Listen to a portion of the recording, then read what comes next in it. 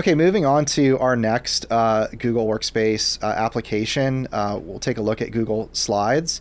And in Slides, right now, what the functionality of Gemini can do is help you create images. So you can ask Gemini to make an image for you to use in your deck.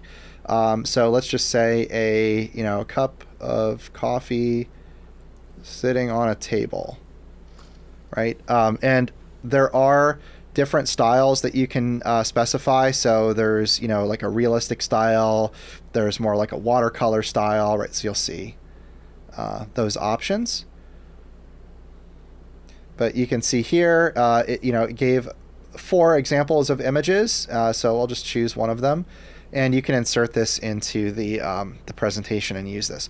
One thing that's great about these images is these are completely unique. So they're totally bespoke. You're never going to see the same image generated twice. And what that means for you is that you have basically free use of these images. So for things like clip art, where normally you'd have to be concerned about, well, who owns this image? Am I going to have to pay $5,000 just to put the image in my deck if it's external, customer facing? You don't have to worry about that, because you're the one that drafted the prompt to have this image created, so it's yours.